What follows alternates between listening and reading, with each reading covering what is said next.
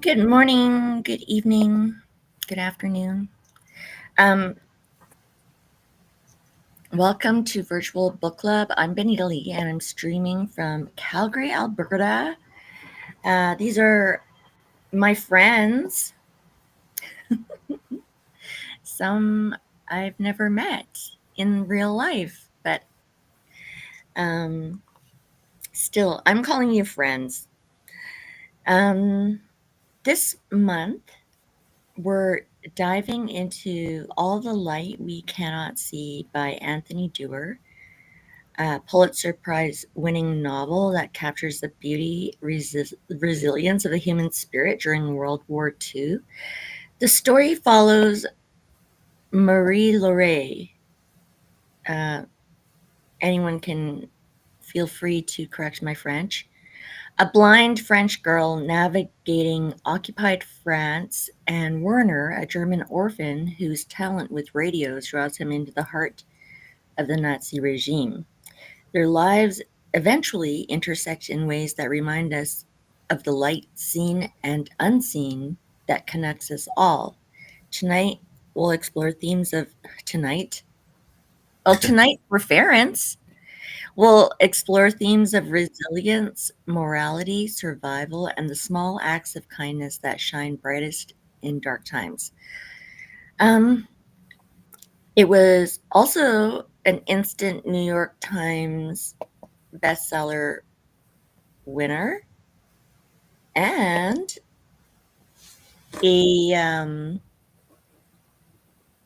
book that was made into a Netflix miniseries. I think it has 4 parts, but I'm not going to watch it until we're done the book.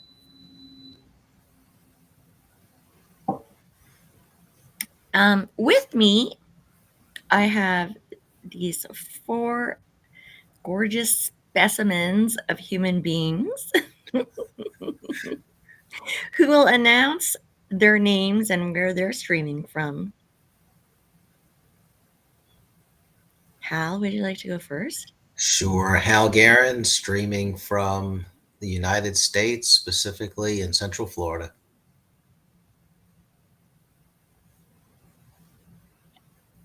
Ferenc from Malaga, Spain. Michelle from Vermont, US. And Aura from Los Angeles, California. Okay, Canadians, I'm outnumbered, so you got to join the virtual book club one of these days. Isn't it a beautiful book cover too? Like, I really love it.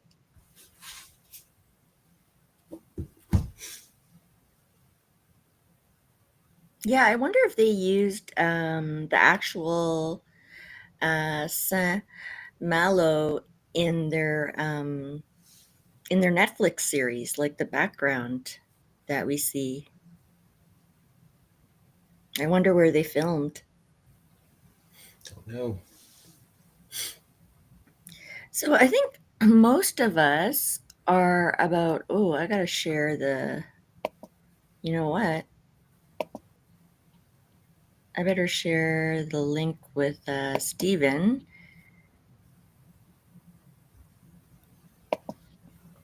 So what do you guys, where are you in the book so that we don't ruin anything?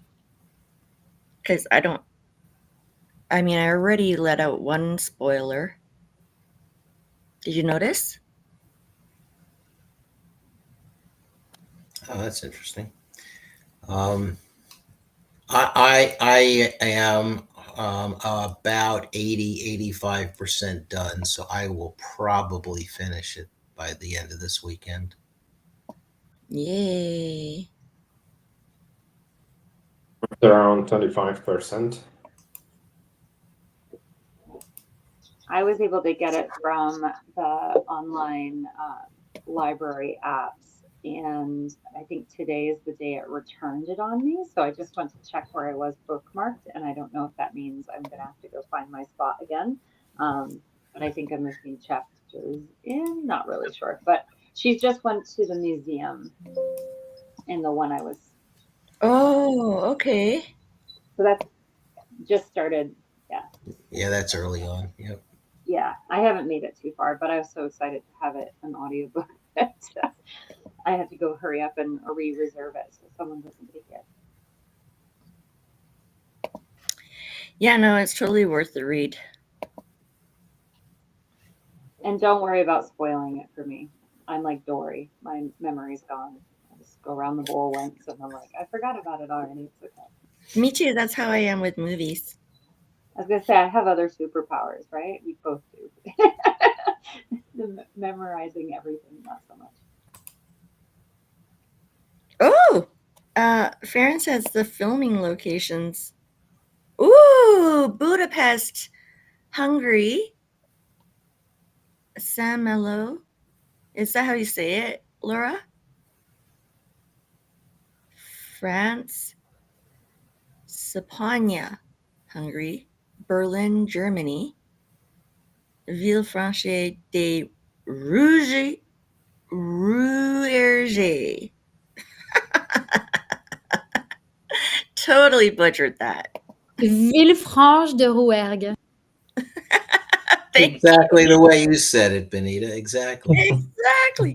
It sounds like the voice coming from me when I Google translate the pronunciation. Thank you. I never say thank you to that voice. Yours is much more comforting. Can I have your voice as that lady in Google?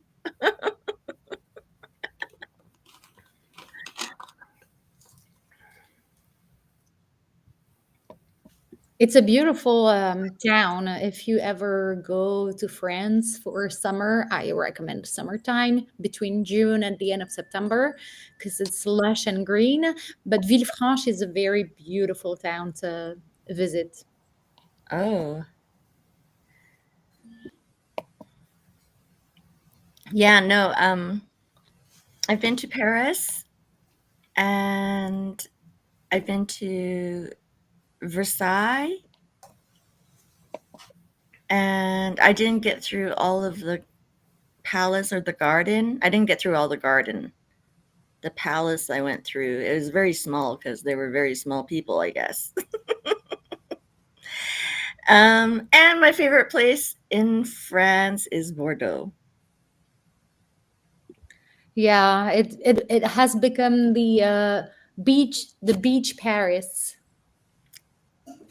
Right. Yeah, I could see that. Um, and people couldn't guess where I was from.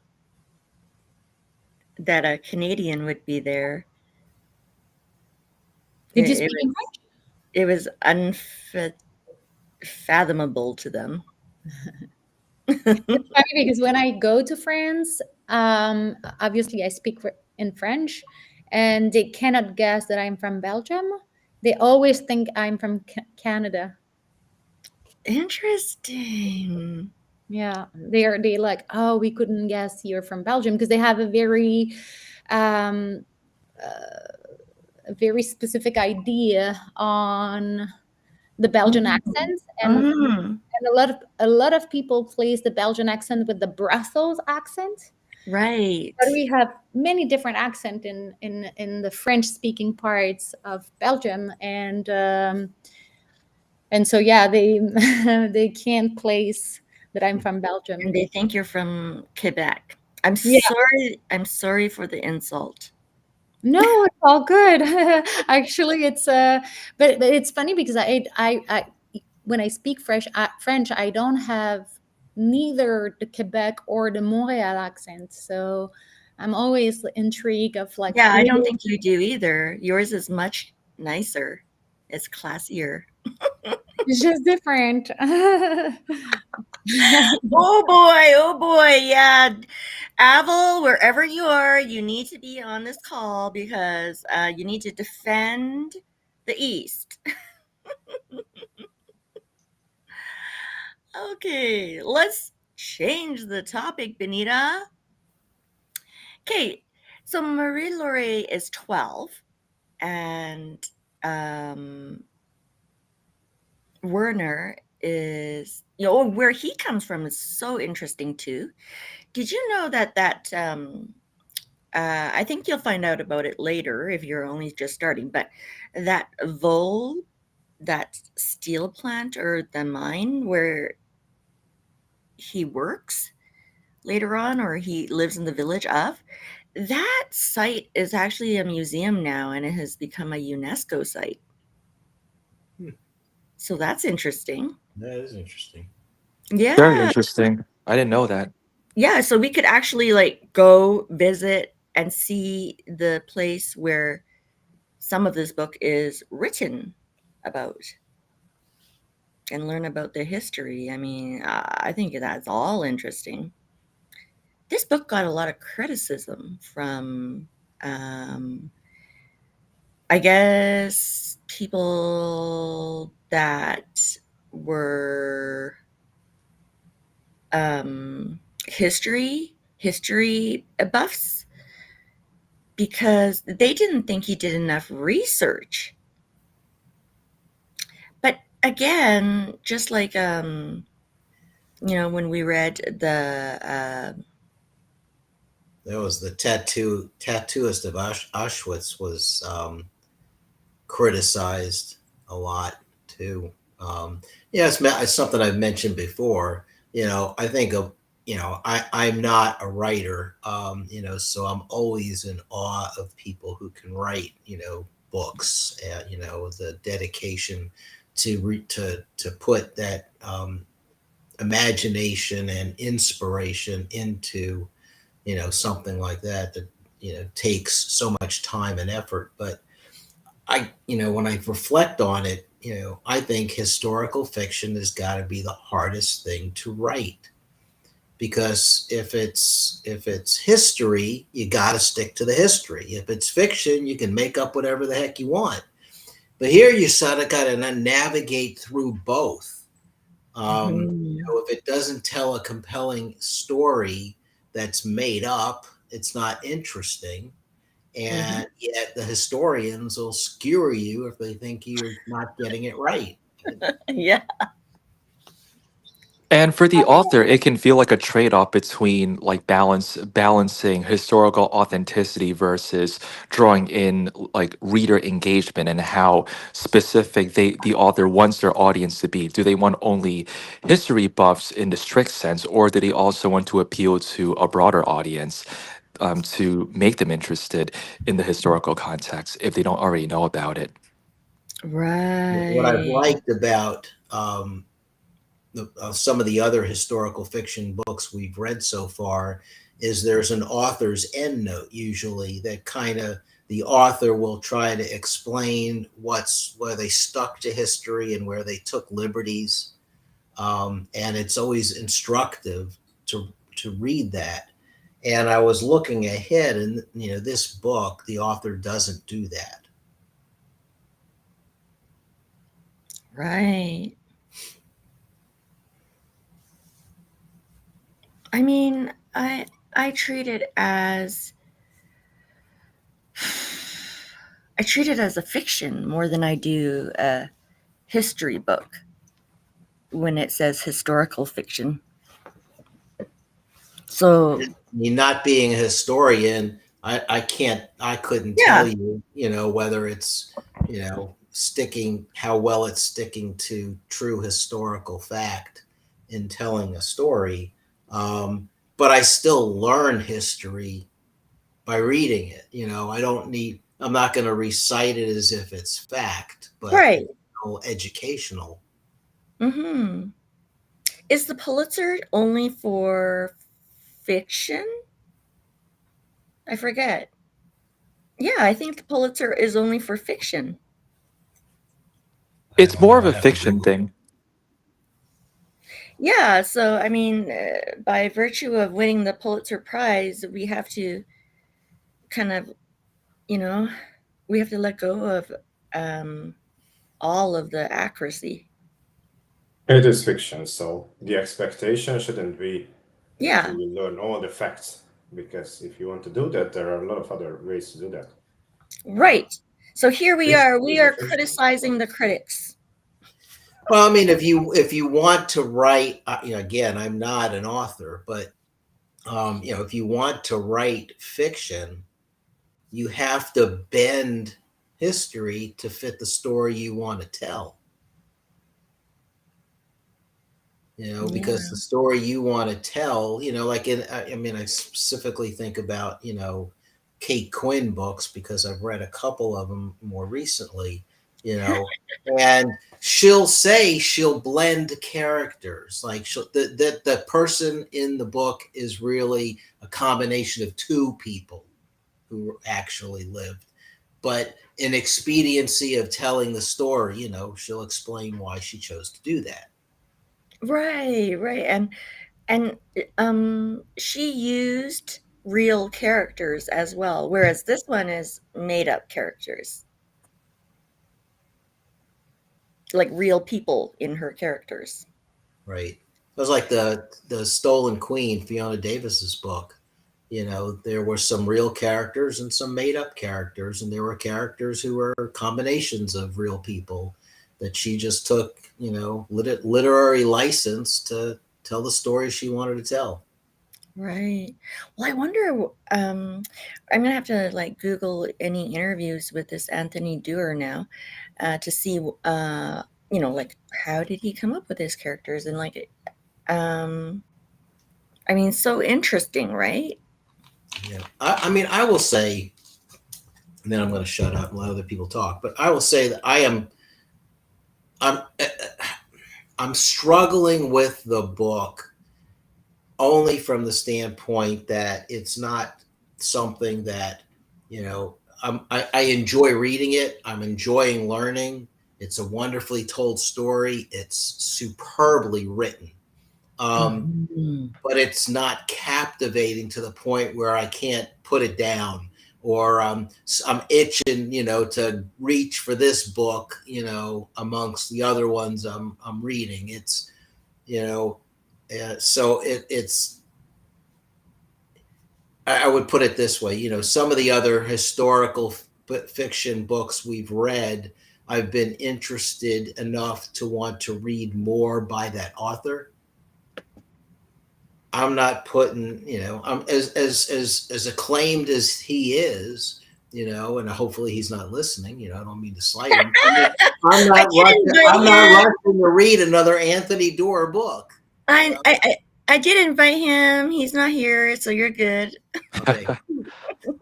I'm kind of with you on that because given the choice, I feel more inclined to read more of Kate Quinn's books than his books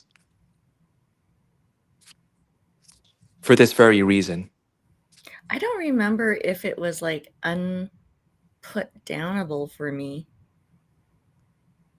I do remember it was like 2021 or 22, and it was the first fiction.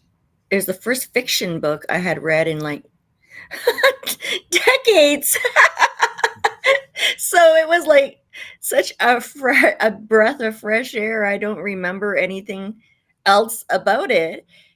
But now when I go back to read some excerpts, I'm like, wow, this guy's handle on description is amazing.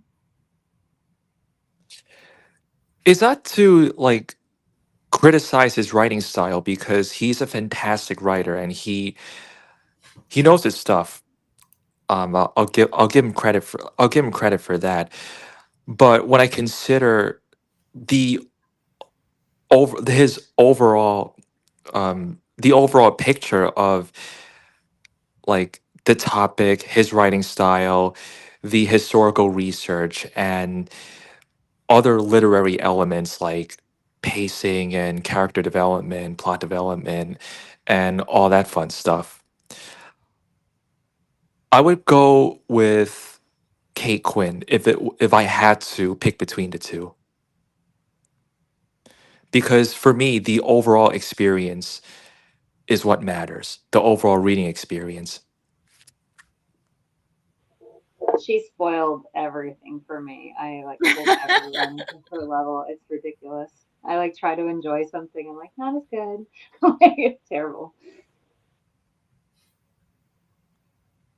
Oh, wow. Okay, well, One of the things I'll say too is that, knowing that the two main characters' lives intersect, you know that going in, and it doesn't really even start to happen till after page 400. And so it's sort of like, okay, and I will say that it is now that I'm in the last 100 pages, it's where it's getting really interesting, because it's what you've been waiting for. Oh, so I'm glad I put that spoiler alert in. And here's another one, is that, although their lives intersect, it's really about their lives separately and not together that makes the story.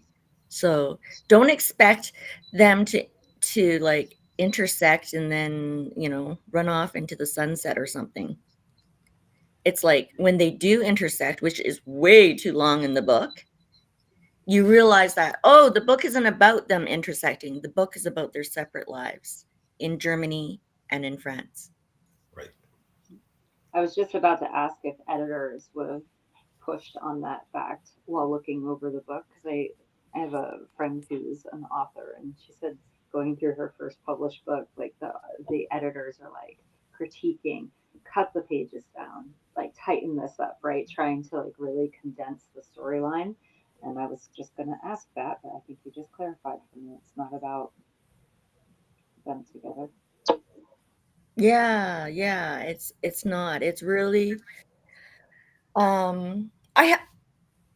mean, if I had to guess, I didn't research this, but I will after this call. If I had to guess, um, he wanted to show the perception from a German point of view and from a French point of view. That's the impression I was getting. Yeah. And I mean, the critics even brought morality into the picture. Yes, absolutely.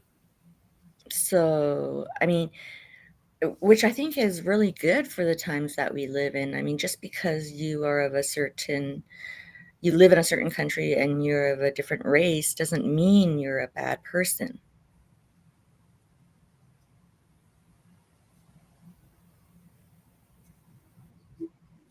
Yeah, I think the author does a good job of setting up the whole concept, having two different viewpoints, running them in parallel. The only reason why you can put down the book and not read it in just one sitting is because you kind of know how it will end, right? You know how history went during this time, so that's not going to be a surprise. You also know from the back cover that these people will intersect in their lives at some time. So while you are interested in what's happening, you also know what's going to happen at the end, right? So not a lot of surprises are waiting at the end. I'm at 25% only, but that's my take so far. Right now, I don't think that when I get to the end of the book, I will sit there and think, oh, I have never thought of that. No, everything we will read, we already know it, but he still does an amazing job in describing the environment. The dialogues are amazing because sometimes it is just two sentences, one per each character, and you already feel that you are there, you are part of the conversation, and it's so powerful. And sometimes you read the whole dialogue through pages, and it's meaningless. And this Mhm. one is amazing on that front. That's a very good point, actually. I didn't think of that. That's a great point. When you read hundred or like tens of pages of dialogues and you are not finding, you're at the end of the dialogue, like, what was the value, what was the meaning, and there's not really, it does not add to the story. Yeah. It's disappointing. But when actually it's short, concise, but it brings some, layers and depth Yes. into the, that's when it's really interesting. And I agree with you. Yeah. I also thought the literary device of, I don't know if you call them chapters, but they're like 2 to 5 pages. There's a title and 2 to 5 pages on that, and then it shifts and a title and 2 to 5 pages on that. So if you think about that, it's got to be a couple of hundred, I'll air quote chapters, because I don't know that you'd call them chapters, but segments to create and title through the book to string the story together.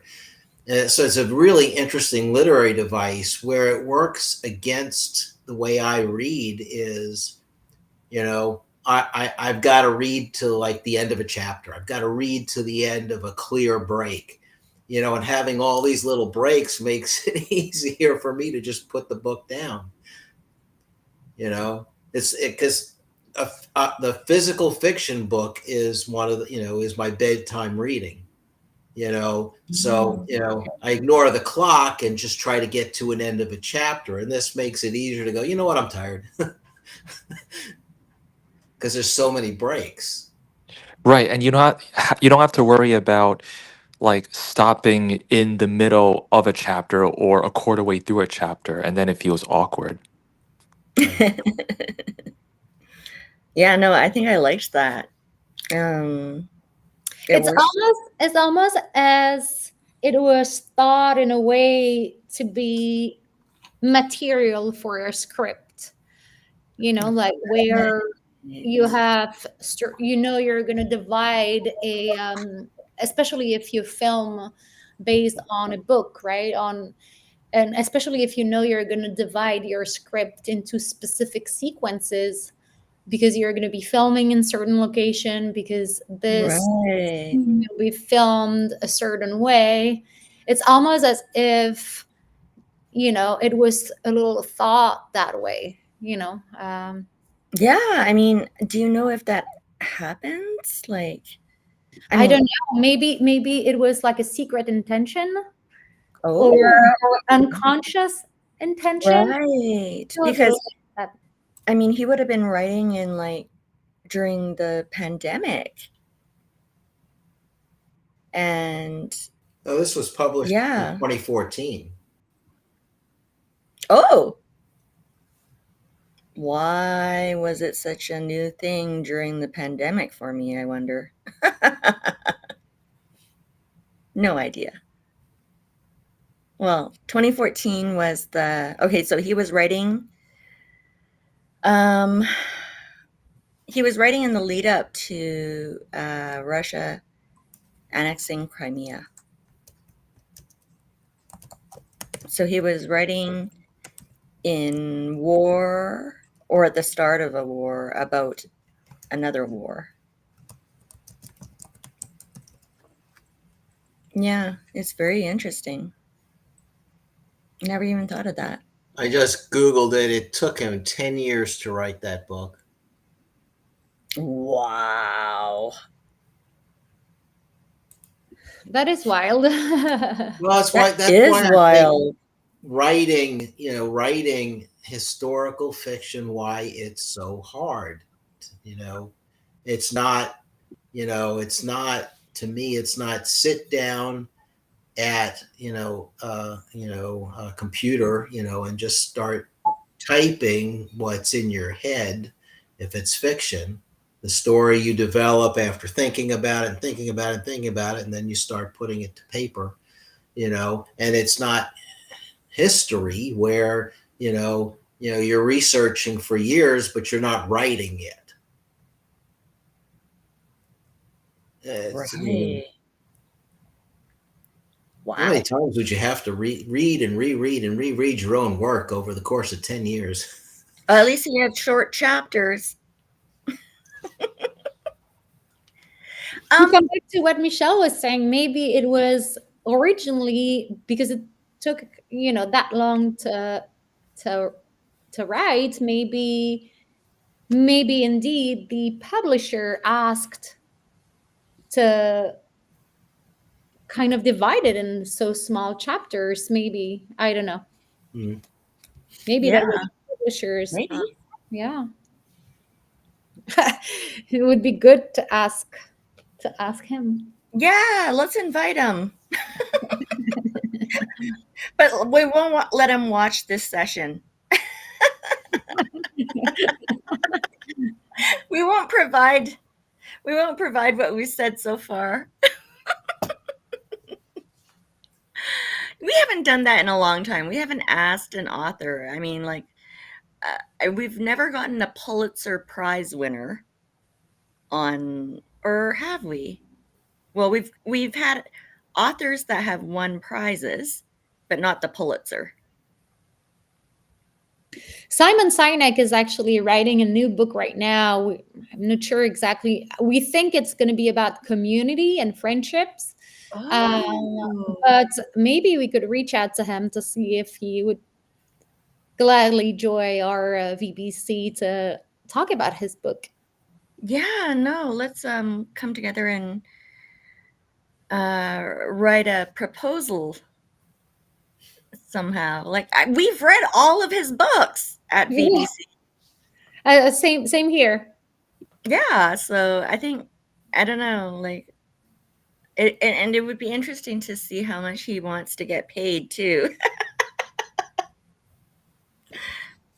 I'm sure it's not in our budget. Well, or maybe not, Yeah, maybe he would do it, maybe he would do it as a, maybe he would comp us, Simon Sinek comping the virtual book club. As a, like a little marketing. Yeah, totally. Because we bring such a huge audience. I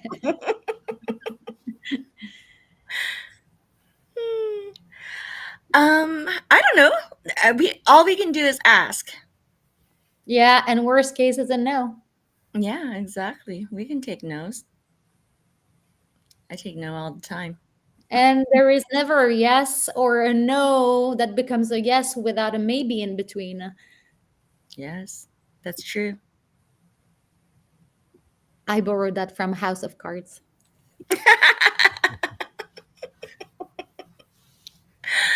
Oh my gosh. I love you, Aura.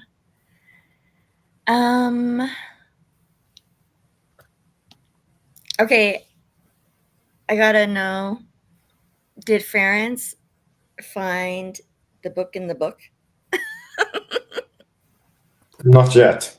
But Oh. I'm at just 25%, so anything can happen. Okay. Nobody can tell Ference what the book in the book is. We have to wait for him to discover, because I want to hear what he thinks of the book in the book. I had no idea either. A little Easter egg. Yeah.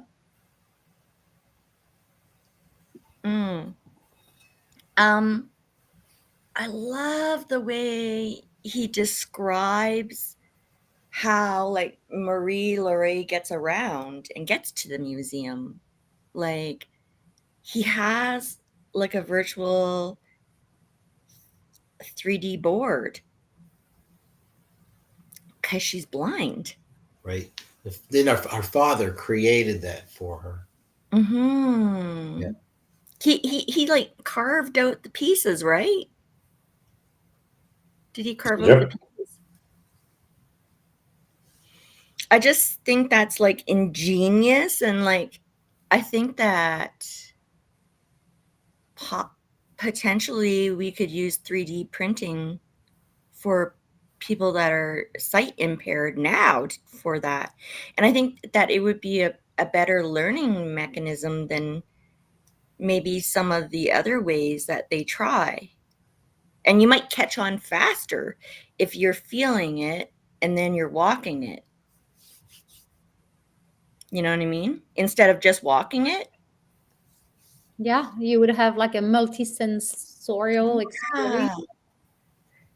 Yeah, like a Imagine if you add smell to it. ooh, amazing. Scratch and sniff the light pole. Ooh, that one smelled like a doggy peed on it. Well, later in the book, she makes many trips to a bakery for purposes you'll learn later in the book. Yeah, no, I just thought that was so ingenious, and that he would even think to write that. I had never heard of that method before, ever. Is it something that was used back in the day, right? Who knows?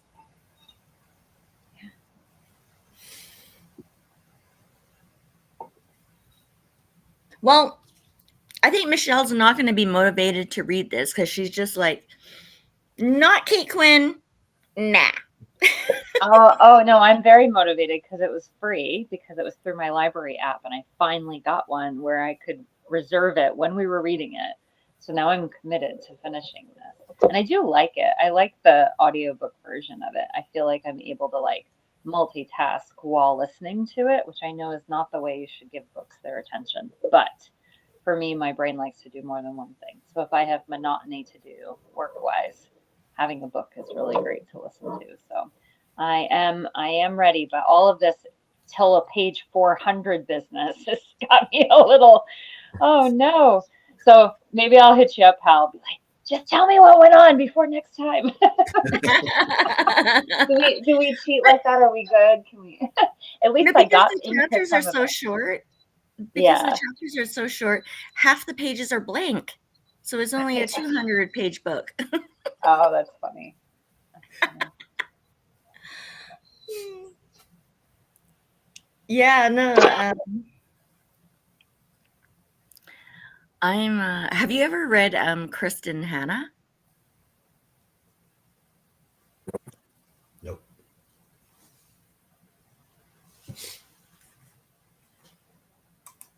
Because I feel like if we're doing Kate Quinn comparisons, we got to go to Kristen Hanna next. We'll have to look it up. Yeah, same. I'm looking, and no, I've never. Nightingale. The Nightingale. That one looks. Oh, I remember that book, I think. I'm pretty sure. Yeah. You've read it or you've seen it? I think I turned it back into the used bookstore. Because what I do is, if our books are in good shape and it's not something I would keep, like all the Kate Quinn ones I keep, of course, they're on my stand. But if I'm done with a book, sometimes I'll turn it in to the used bookstore for credit for a new book. So I remember it crossing my book table, but I don't recall that I still have it. I don't think I do. Do any of you ever pass by the little free library stands? And do those exist in Spain? I haven't seen any, but that doesn't mean that it doesn't exist in the rest of the country, right? I did see some of those in Hungary. I like them. That's really nice. Oh, really? Yeah. Here, haven't seen them, but that might be me not noticing them. Here in Cali, there are so many in almost any neighborhood, and it's the little free exchange library. So if you pick one, you put one. Furry? Nice. Yeah, so it's like people build. It's like a mini house. Yeah. Yeah, and then if you take one, ideally you put one. Yeah, I've been thinking about how you would do that in a place that snows. I was just gonna say, who's going to shovel them out? There's one in front of our little elementary school. They have a tiny one, and you usually see them on sidewalks. Where I'm like, oh, that's got to be tough to keep near the sidewalk to keep them shoveled out. I wonder if they move them in the winter, because moisture would not be a great thing, right? Right. No. I don't know. I mean, I'm able to get a lot of books from very inexpensively because the library system where I am has these friends of the library book sales. They're just carts as you're walking out by the exit of the library, and people donate books, that they've done reading. They'll take books that they are taking out of circulation, Oh, cool. and put them there. So, I mean, a lot of my books look like I stole them from the library because they, they have the, property of the Seminole County Library System on it. But, and they're anywhere from 25 cents to 50 cents for a paperback and $1 for a hardbound book, and it's an honor system. There's a little box and you pick any you want. Ooh, You put your money in the box. I love the honor system. There's a little rack out in front of the Eloquent Page, is the place close to us that we like, a little used and rare bookstore, and she has new stuff as well. But if she doesn't take your books in exchange, or she has too many copies or whatever, you can leave them out on the rack and people just take them. So whenever I take my kids, the begging always happens the minute we get in. They need new stuff each time, and I'm like, but we're going to be broke if we keep that up. So sometimes I'll just be like, it's no for today, but if you find something out on the street rack, you can take what you want. And then we go from there. So I like that it's out and available to anyone who comes walking by. It's like the concept of the little free library, but it's outside of a store and everything on the rack is just for taking, which is really cool. Mm-hmm. I don't know. Maybe it's the idea of it. Maybe it's that I want to build a little house that's seasonal proof, weatherproof. But there's something about that thing. There's an app that you can get where you can find all the little free libraries around your area and around like the continental USA. What's the name of the app? Little free library, I think. Ah, okay. I think you need to buy an old school bus, Benita, and convert it into a mobile library. That's so fun. That'll be like your retirement gig. Trade credit. I'm going to go drive around my sweet little bus and make sure it's like able to drive cross country so you can come and visit me in Vermont. But take the Canadian route; it's prettier. Yeah, I'll take the Canadian route, and then I'll pack all my books. Oh, geez, I'll need them in different languages to visit parents.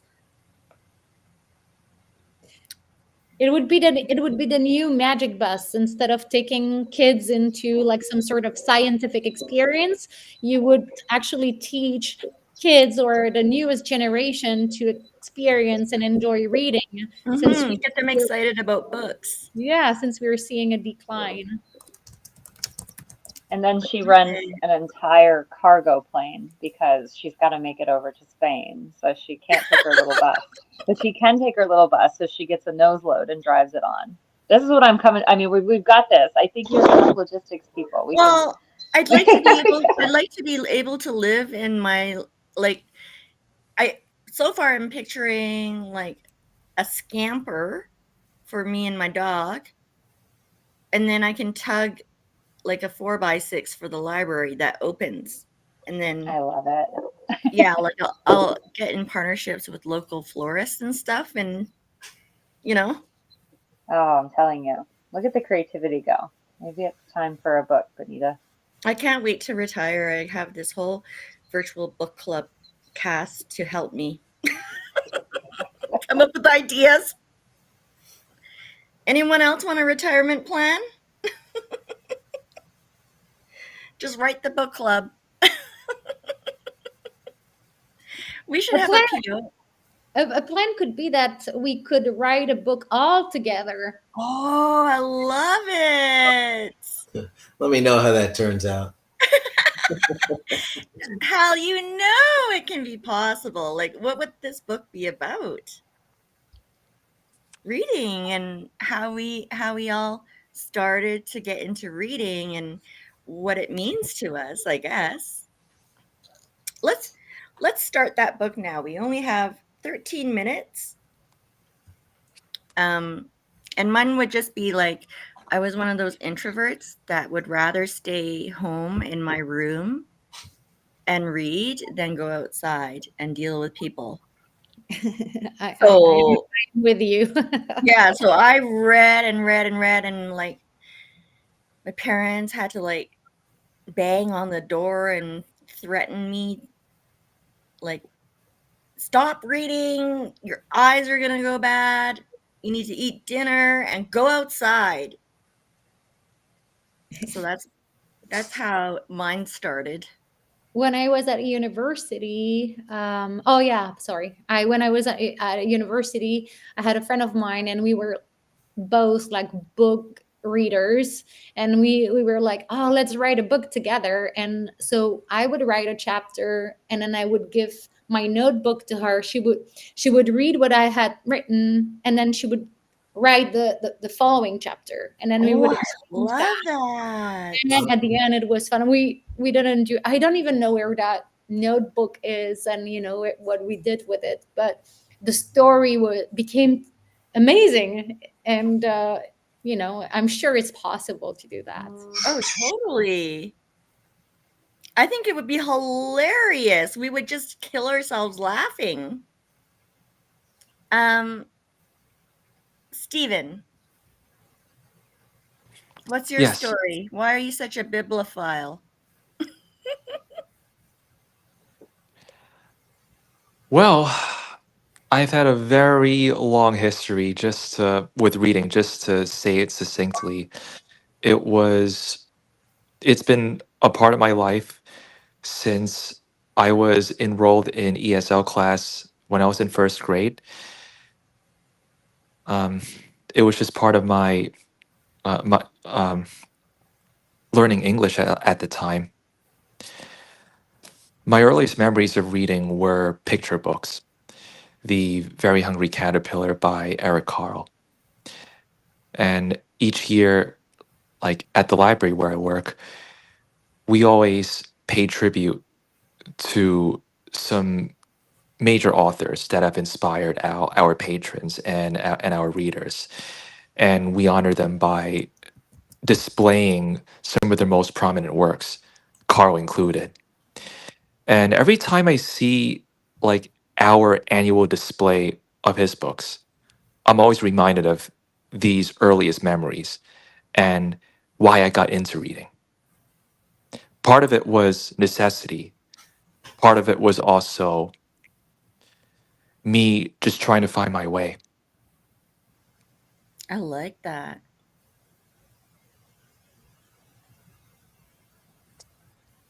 Anyone else?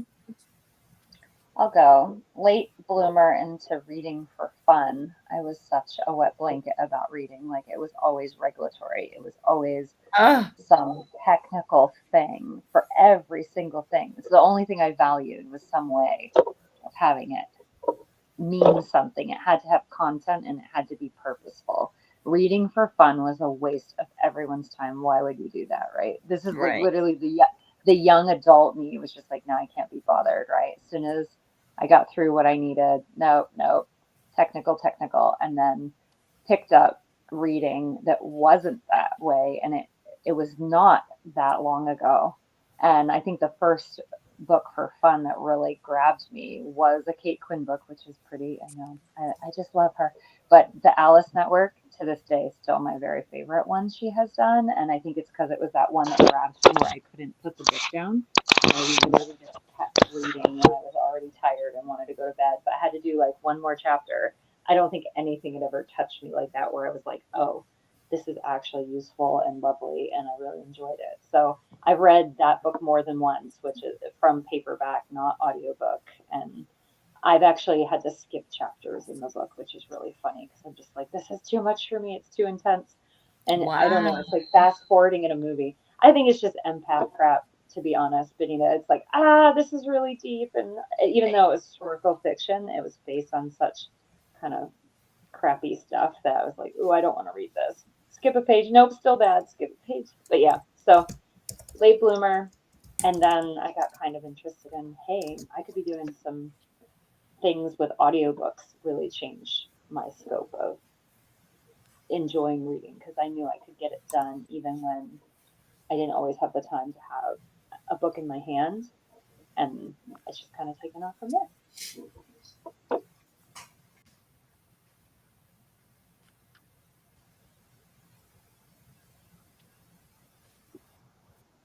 I guess for me, it was, I think I was 5 or 6 years old. And during summertime, I really enjoyed going to my grandparents to stay for a few days. And I had my little room, my own little room. And inside of the night shelf or the night thing, right? There were a couple of like books, Les Malheurs de Sophie, like French books, classics, French book for kids. And I was lighting up my light, waiting for everyone to go to sleep. And then I would start reading, and I couldn't stop. And one day my grandmother was like, "You look so tired. What did you do?" And I was like, "Well, I think I read the whole book." And they were like, "Ah." And my grandmother was part of a book club for a long time. And so I had the feeling that I could have conversation, I guess, with her about the books I was reading and the books that she was reading at her book club. And I found I found just amazing that being in my own little room, right, like reading a book, I had the feeling that I was Yes, traveling it's and the escapism. whole universe around Mm. me. And that's what I think got me into reading more and more and more. It's like to travel, eyes Yeah, opened. and I think that grandmas always have a secret wish for their grandchildren to become a part of a book club as well. Yeah, I think so. She's still part of it. So she's 92, 93 actually, and she's still part of a book Good for club. her. Yeah. I love it. Hal Ference, we haven't heard. Yeah, my story is not super exciting. I started reading fiction because I was 6 or 7, so no project management books at that time. Then time went by, and for years I haven't touched any fiction or anything for fun. And then a few years ago, I don't know, 3, 4, something, I started picking up a fiction a year or so, and now probably around 10% of what I'm reading is fiction, at least, which is nice because it brings all the fresh air, as you mentioned, that you needed, and it will also help you have better focus when you return to all the other stuff, right? Plus, you can read all the different things for from all the different domains, fiction, non-fiction, different topics, different environments, and in your mind, you can connect all the dots and create or find something new from all of that. So Yeah, that's my story. yeah. Reading is like bringing your mind to the gym. Right. Yeah, and into the gyms, the gym of the author's Right, gym. that too. Hal, were you just born with a book in your hand? No, pretty far from it, quite frankly. I remember the very first book as a kid that I read, and it was like Aura's experience with the fact that I would be caught reading all night long. Was this book called The Phantom Toll Booth, and it was like this fantasy book of this child Milo who ends up in this fantasy land, and it was just one of those I couldn't put it down, type of book. And then I also remember now that book is a 1961 book, and I read it in the 1960s. So, Wow. and I would say from my memory of it, it's still a timeless children's fantasy book. It's not a children's book, but it's a fantasy written for children. And then I remember reading this book fiction, The Taking of Pelham 123, which was about a train that was hijacked in New York, and the drama of the story of the hijacking not going the way the thieves wanted it to, and all of that. And the day I finished the book, my dad says, "Hey, that movie's on TV." I was like, and it was just, so I was hooked. But I had been through most of my life, a one book a month kind of reader, and I didn't really get kind of crazy about it until 2020, 2021, when I've had more time, and can reflect on what I'm reading more, and not so consumed with work and business reading, and I don't want to read anymore type of feeling. Oh, geez. I hope you don't get that feeling anymore. Oh, I'll probably burn out, but it'll be a spectacular supernova. Well, we'll have to come together and figure out how to get you back in again. And I've said this before. Audiobooks. Nearly half the books I'm reading now are audiobooks, because on a daily walk of 4 or 5 miles, I'm getting 40 to 60 pages in equivalent a day. So that's about a book a week, on average, just doing that, and it's kind of captive time, and it makes me look forward to the walk I may not want to otherwise do. Exactly. Yeah. It supplements the walk. Haven't missed a day of walking 4 or 5 miles on average now since the end of end of June last year, Wow. Nice. regardless of weather. I'm inspired. Wow. I need to get my butt in gear. And he's in Florida, folks. This is true when you say regardless of weather. I'm like, they do have those weird pop-up showers that just happen every day for some reason. I don't know if that's the case this year. We've had a drought. It's the case, but we don't.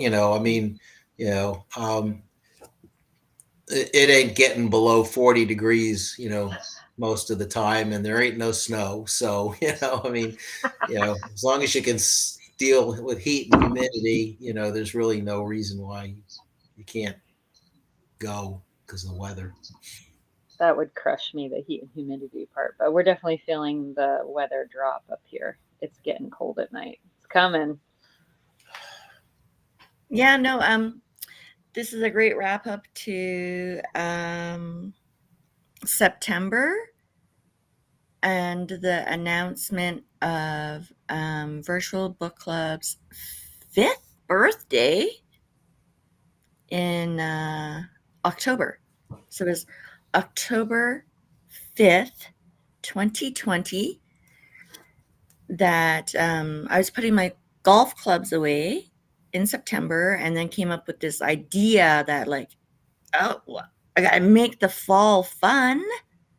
And it's like global pandemic, so what the heck are we all gonna do and get together with? I was like, well, I can't have a physical book club, so let's do a virtual book club. And then ever since, I don't think I've had to do a book club alone. Maybe once. Maybe. I can't remember. Well, I will say thank you very much, because it has given me an opportunity to read and enjoy reading and discussing, books that I probably would not have picked on my own. Yeah, me too. It's really expanded my, horizons in terms of, books that have made it, onto my radar.